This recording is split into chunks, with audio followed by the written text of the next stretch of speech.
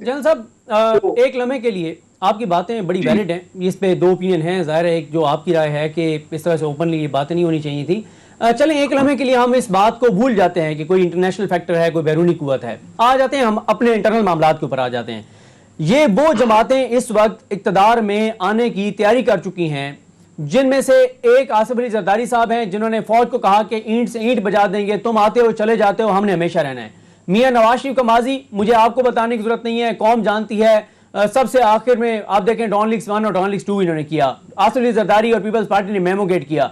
जब पीडीएम बनी, इन्होंने आर्मी चीफ और डीजीआईएसआई का नाम ले लेकर धमकियां दी। इन्होंने पाकिस्तान की फौज को बुज़दिल कहा। अब बलूचिस्तान में खड़े होकर तकरीर करते हुए इन्होंने कहा कि पाकिस्तान की दुश्मन पाकिस्तान की फौज है, भारत की फौज नहीं है। नवाज शरीफ वहां बैठ के अल्हम्दुलिल्लाह मुहिब से मिलते हैं।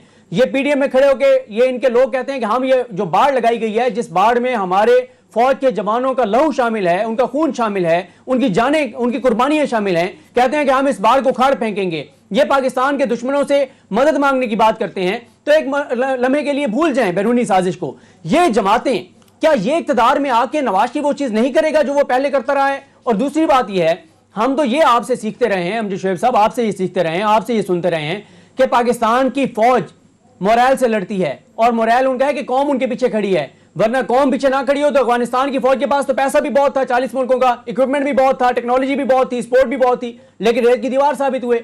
हमारी फौज के पीछे हमारी कौम खड़ी हुई है। लेकिन ऐसी जमातें, और खासतौर पर मुस्लिम लीग नून, खासतौर पर मरियम नवाज, खासतौर पर नवाज शरीफ, जिनकी जमात का मकसद यह था, और हमारे वज़ीर-ए-आज़म पाकिस्तान ने आकर कहा कि ये पाकिस्तान की फौज में बगावत कराना चाहते हैं, फौज को तकसीम करना चाहते हैं, फौज और कौम में गलतफहमियां पैदा करना चाहते हैं, तो क्या पाकिस्तान अफोर्ड कर सकता है कि एक ऐसे मौके के ऊपर, जब पहले ही बैरूनी दुश्मन पाकिस्तान के ऊपर हमलावर हैं, ऐसी जमातों को इक़्तिदार में आने दिया जाए जो ओपनली कहती हैं कि हमने पाकिस्तान की फौज को इससे बदले लेने हैं, फौज के साथ ये करना है, फौज के साथ वो करना है?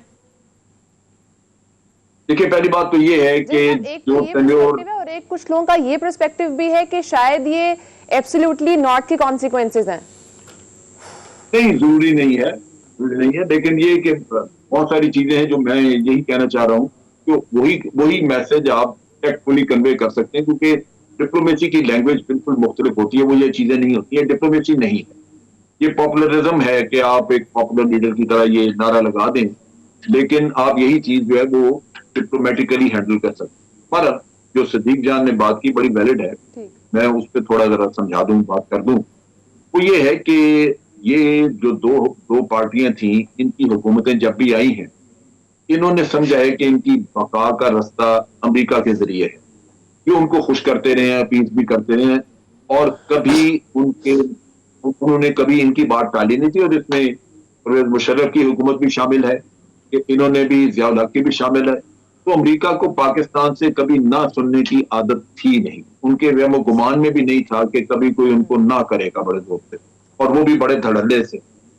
तो ये एक झटका था, एक शॉक है जो बाहर लगा कि ये हमें क्या सुनना पड़ रहा है उस मुल्क से जो हमसे कर्जे लेके जिंदा है, और जहां से कभी हुआ ही नहीं कि हमें कोई आंखें दिखाए, आज ये हो रहा है।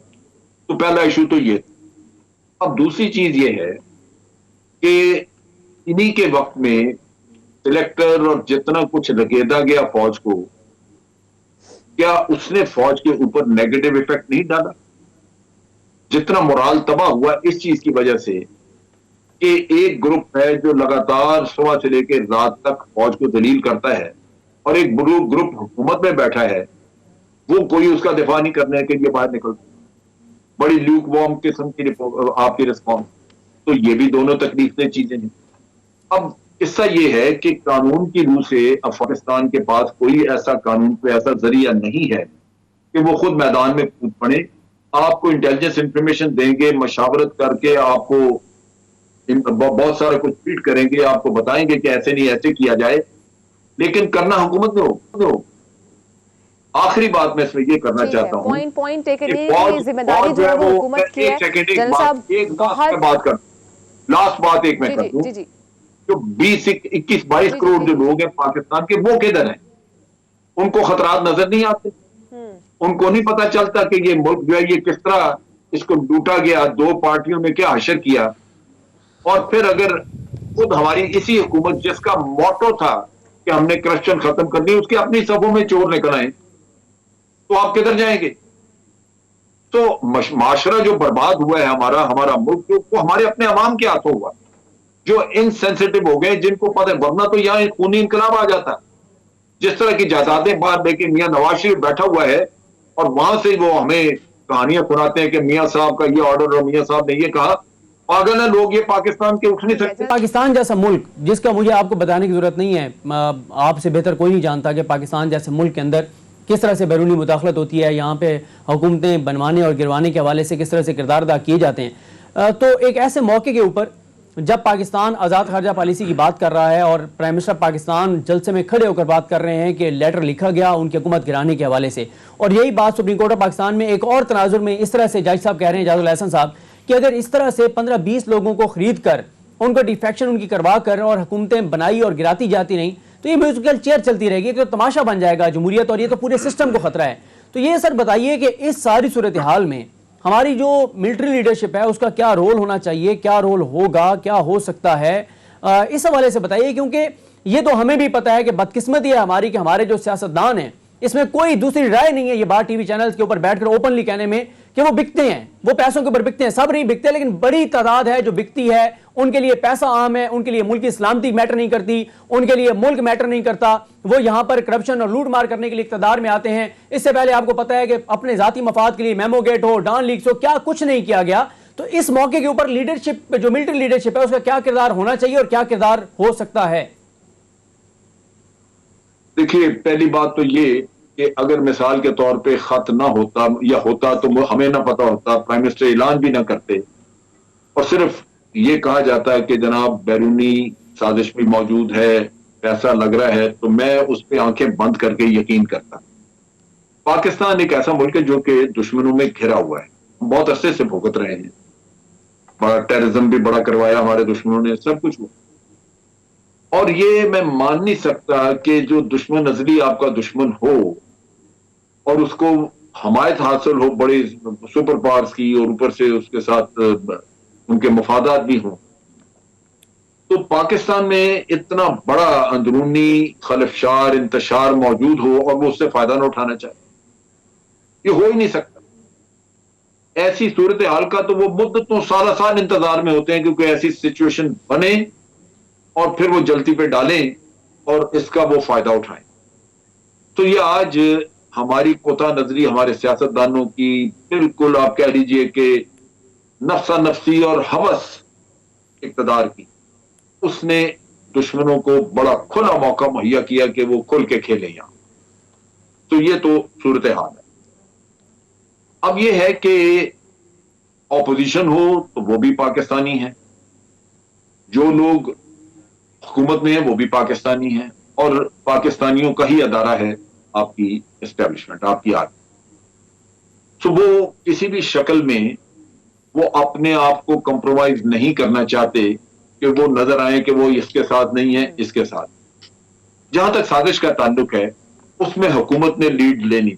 जैसे मैंने कहा कि आप अगर आर्म फोर्सेस के साथ शेयर करते हैं ये चीज तो आपको कोई मशवरा देंगे, आपने शेयर किया, लेकिन फोरम आपके पास मौजूद है जहां पूरी एक आप कह लीजिए कि एक सिस्टमेटिकली उस सीजर फॉलो करके आप ऑफिशियली उनसे रिस्पांस वसूल कर सकते। वो था आपके नेशनल सिक्योरिटी कमेटी, लेकिन वो नहीं किया।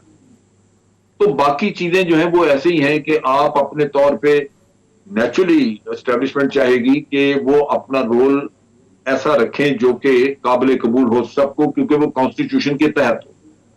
कॉन्स्टिट्यूशन से हटके हुआ तो कोई ना कोई उसको उछालेगा, और ये पहले भी बहुत हो चुका। पीटीआई की गवर्नमेंट से मुझे एक शिकायत रही, वो ये कि इनके दौर में जितने इल्जामात अफवाज पाकिस्तान पे लगे वो पहले कभी नहीं, लेकिन इन्होंने दिफा नहीं किया, उसका मजबूत दिफा नहीं किया। समझ सो कि केपीके में इनकी गवर्नमेंट थी और वहां नारे लगते रहे कि ये जो दहशतगर्दी इसके पीछे वर्दी है, और इनके मुर्दा चीफ मिनिस्टर वहां पे हिले तक नहीं। क्या जरूरत नहीं थी कि ये उन्हीं की जगहों पे जाके जलसे करते और उनको बेतौकीर करते, कहते ये हमारी जनरल साहब अभी भी जो फौज के खिलाफ सोशल मीडिया पे मुहिम शुरू हुई है, इस पे भी वफाकी हुकूमत की ये डोमेन थी एक्शन लेना, उन लोगों के खिलाफ एक्शन लेते ही ये तो वजातें देते रहे, इन्होंने एक्शन नहीं लिया उन लोगों के खिलाफ जिन्होंने मुहिम चलाई है। मैं आपको अर्ज करूं, जितना सोशल मीडिया PMLN का उसने जितना डैमेज किया है इस मुल्क को, मेरा नहीं ख्याल कि किसी और चीज ने किया है। जो परसेप्शन बन जाती है वो आप सफाई उसकी जाके जहां मर्जी पेश करते हैं, उसको ठीक करना बड़ा मुश्किल हो जाता है। आपने सोशल मीडिया पे अपनी अफवाज को बैकफुट पे डाला, इतना ज्यादा इन्होंने काम किया, इतनी ज्यादा घनौने इल्जामात और चीजें लगाई जो आज हमारे मुंह पे इंडिया से मारी जाती सोशल मीडिया के ऊपर। ये हुकूमत का काम था कि ये बेतौकीरी से बचाते और इनको हर तरह की सपोर्ट मिल रही थी। आदमी तो अपने आइन के तहत जो हुक्म मिलता था वो इनके लिए पूरा कर रहे थे, कोई ऐसी बात नहीं। लेकिन गालिबन उस वक्त ये फीलिंग थी कि चूंकि PMLN कर रही है तो करते रहें, हमें भी फायदा इसका रहेगा कि फौज दबाव में रहेगी।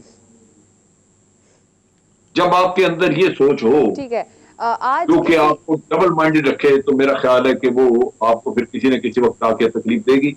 आज बड़ा वेल कंसिडर्ड एक है एस्टेब्लिशमेंट का फैसला कि हमें कहीं किसी की तरफ से नजर नहीं आना चाहिए, हम सियासत